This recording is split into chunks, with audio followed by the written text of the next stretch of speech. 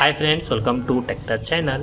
Today I am going to show you in this video how to hide political content in Instagram. So before we start the video, please subscribe my channel for more latest video.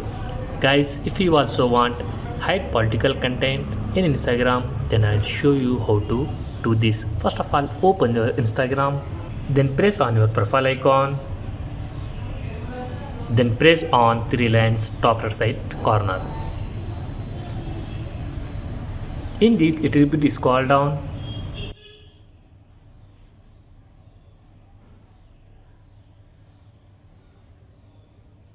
then press on content preferences.